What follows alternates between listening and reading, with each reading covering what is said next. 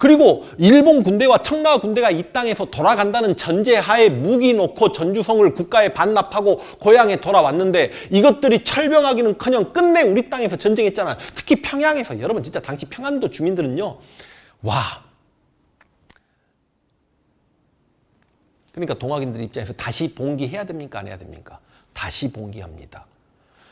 1894년 1월 고부밀란, 3월 1차 봉기, 4월 전주성 점령, 5월 청나라와 일본 군대 그리고 전주화약, 6월 쪽발이들의 경복궁 점령. 보통 이제 청일전쟁이 6월 말인데 저는 공부시킬 때 그냥 7월 청일전쟁 그렇게 이야기합니다. 그리고 이제 9월 달에 동학 농민군들이 2차 봉기합니다. 1차 봉기는 반봉건이었던 거 기억나시죠? 반봉건이 뭐죠? 조선 정부야 개혁 좀 해라 이거야. 2차 봉기는 일본 짱일준제 반외세를 이야기합니다. 그런데요. 1차 봉기는요. 막말로 이건 전라도 일대에서 전봉준, 김계남, 손아중이 농민들 데리고 죽창 들고 저항했던 거 아닙니까? 그쵸? 이때만 하더라도 충청도에 동학에 본부가 있었습니다. 2대 교주 최시영이 있었고 훗날에 3대 교주 손병희가 있었다고. 실은 이때 최시영이 손병희에게 이 전봉준을 혼내라고 다른 동학인들을 시켜가지고 전봉준을 공격할 생각까지 해요. 그러니까 최시영은 조선 정부랑 나름 대화라는 걸 해가지고 동학이 정식 종교로 인정받길 바랬던 겁니다. 그런데 전봉준이 이제 이렇게 막 사고 치고 있으니까 좀 미웠던 거지. 자기 말도 듣지 않고. 그런데 일본이 경복궁을 점령하니까 이거 우리끼리 싸울 때 아니잖아. 그래서 최시영이 박수받는 거예요. 손병희에게 동학 병력을 내려보내주면서 남접의 전봉준과 합세하라. 그래서 전봉준이 논산로 올라오고 손병희가 논산로 내려와서 이 논산에서 20여만 명의 동학인들이 모입니다. 각 지역의 동학인들이 논산에 다 집결해요. 여기저기 기록이 다 다릅니다만 가장 많은 기록은 20만 명까지 나옵니다. 왜 논산에 집결했을까요? 아니 일본을 몰아내고 지금 경복궁을 탈환하려면 아니 군사훈련이라는 건 좀 일단 받아야 되는 거 아니야? 그러니까 이때부터 논산이 군사훈련소가 되려고 그랬던 것 같아요. 자, 20만 명이 모였습니다. 2차 봉기는 반외세고 남접과 북접이 연합했다가 가장 큰 차이점이죠.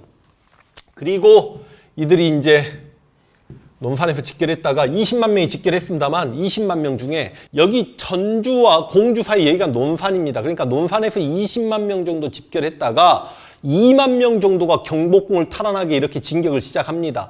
이 2만여 명의 동학 농민군은 거의 다 집신 신었고 죽창을 들었습니다. 일부는 화승총을 들고 있었다라고 합니다. 화승총이라는 게 1분에 겨우 2발 정도 나가고 임진왜란 때 일본군이 썼던 조총보다 살짝 나은 수준? 자, 그런데 문제는 이제 이 조선 정부에서 관군을 내려보내는데 관군과 함께 일본군이 함께 내려와요. 그러니까 관군과 일본군의 연합군이 형성돼 가지고 당시 관군 숫자가 한 3,000명 정도 되고 일본군이 200에서 300명 정도 되는 숫자입니다. 그래서 이제 이 공주 우금치 터널에서 서로 대치하는데 제가 지금 우금치 터널이라고 했죠. 지금 거기 가면 터널이 있어요. 실제 지금은 우금 T 터널이라고 합니다.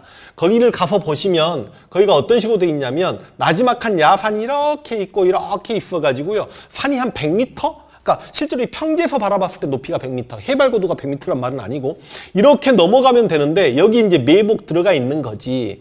그런데 당시 동학군들 입장에서 여기까지 왔는데 조선 관군들이 이렇게 매복이 돼 있고 일본군은 조금 높은 위치에 이렇게 매복이 돼 있어요.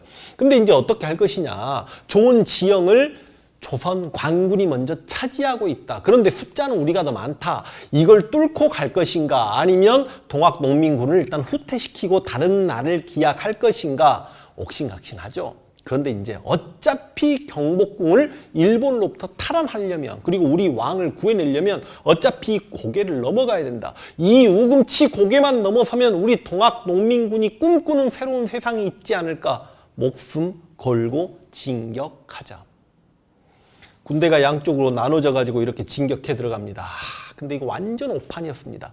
당시 미국식 기관총이라 미국에서 만들어진 기관총 게틀링 기관총이라고 하잖아. 일본이 이걸 수입해 가지고 일본이 조선 관군에게 이거 돌려 쏜 건 정확하게 이야기하면 조선 관군이 돌려 쐈다라고 합니다. 근데 무기는 자체는 일본 거예요. 이게 있는지 몰랐어. 이거 돌려버리는데 우린 죽창 들고 뛰어 올라가는데 어떻게 이기냐고. 그런데 슬픈 게 뭐냐면요. 본능이라는 게 있지 않습니까?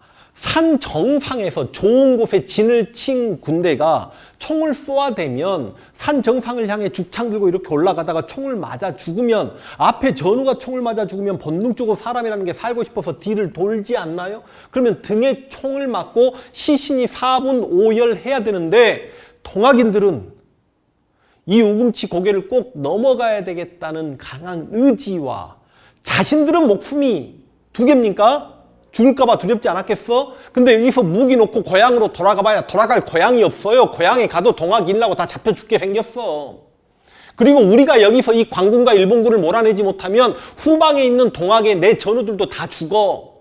그래서 총에 맞기는 싫으니까 서로 부적을 써가지고 총에 안 맞는 부적을 품에 지니고 있었다라고 하죠.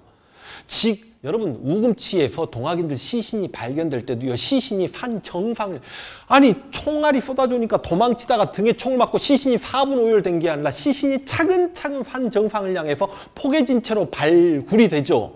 그러니까 전우의 시신을 밟고라도 산 고개까지 가서 죽창 들고 게틀링 기관총을 쏘고 있는 놈을 죽창으로 가슴을 찌르겠다라는 그 의지로, 그러다가 2만여 명 중에 17,000명 정도가 바로 이 우금치에서 말도 안 되는 죽음을 당합니다.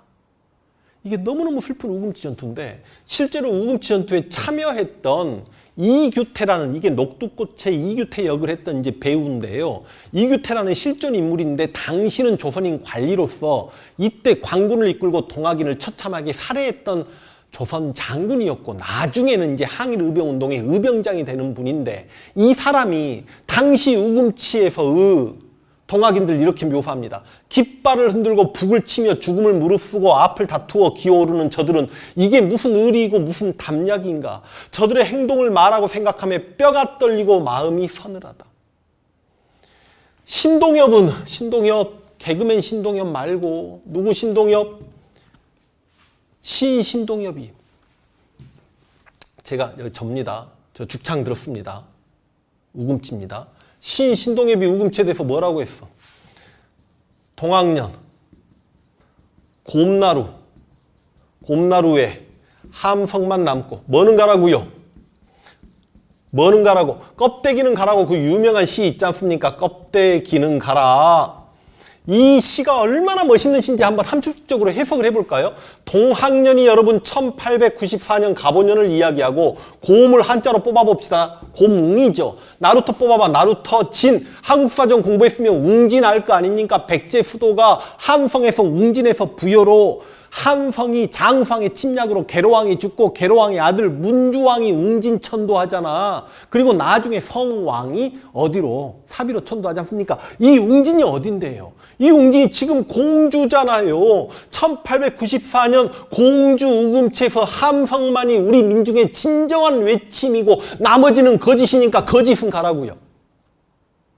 이게 왜 우금치 전투가 슬픈 전투냐면, 우금치에서 우리 동학군이 일본과 광군의 연합군에게 패배함으로 인해 우리는 사실상 외세 침략에 맞설 수 있는, 맞짱 뜰 수 있는 능력을 조선란 나라는 상실하게 됩니다. 칼 들고 저항을 이제 못하게 됩니다. 무슨 소리냐고요? 아니 선생님, 항일의병 있지 않습니까? 갑오년 바로 1년 후에 을미의병이 있었고, 을사조약 체결될 때 을사의병이 있었고, 정미조약 체결될 때 가장 의병항쟁이 거셌던 정미의병들 있지 않습니까? 여러분, 을미, 을사, 정미의병은 게릴라전이에요. 일제강점기 무장투쟁도 게릴라전이에요. 그러니까 제국주의 국가들이 약소국을 침략해서 식민지배하려고 할 때, 그 식민지배 당하게 되는 나라들이 아무리 힘이 없더라도 국가가 군대라는 건 있었을 거 아닙니까? 그 군대들이 영국, 프랑스 등의 열강들과, 아프리카만 해도 그래요. 토인들이 창 들고 영국, 프랑스 군대랑 전쟁이라도 해본다고. 국가의 군대가 다른 나라 군대, 침략 군대와 전쟁이라는 걸 해보고 중과 부적이라 어쩔 수 없이 침략 지배를 당하는데, 우리 조선란 나라는 그 많은 식민지 국가 중에 외세, 그때는 일본이죠. 단 한 번도 전쟁이라는 걸 해보지 못하고 그대로 식민 지배를 받게 된 나라가 조선입니다. 국가가 하지 않으니까 농민들이 대신 하겠다고, 농민들이 경복궁을 장악하고 있는 일본군을 몰아내겠다고 농민들이 들고 일어났는데, 세상에 그걸 일본인들의, 물론 200, 300명밖에 안 되는 일본군의 지휘를 받습니다. 조선 관군이. 그 관군이 농민군을 그렇게 죽입니까?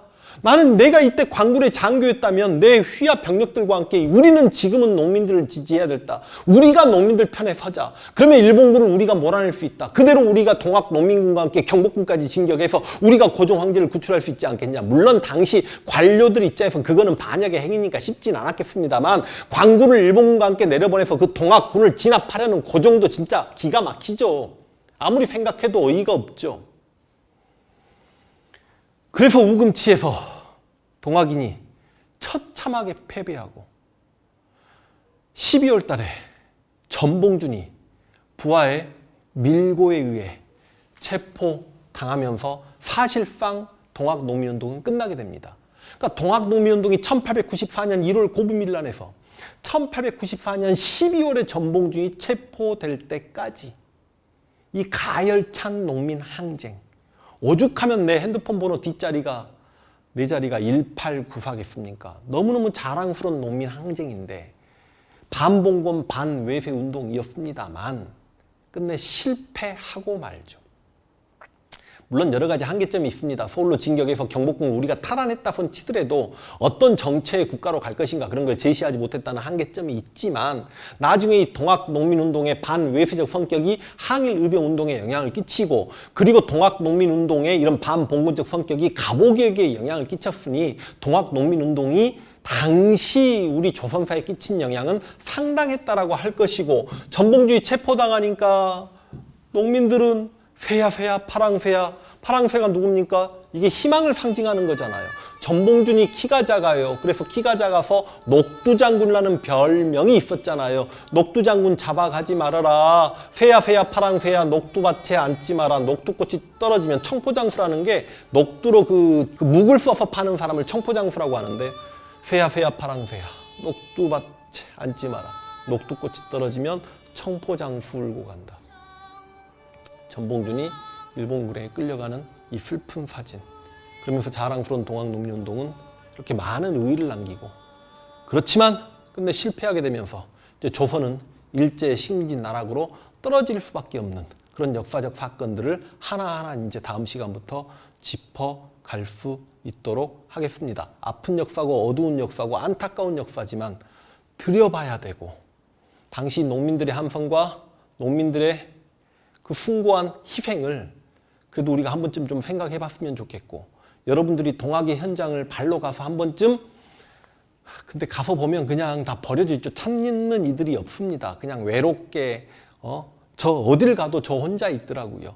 그 답사 영상 저 앞에 있었던 영상인데 다시 한번 바로 이 영상 다음에 내보낼 수 있도록 하겠습니다.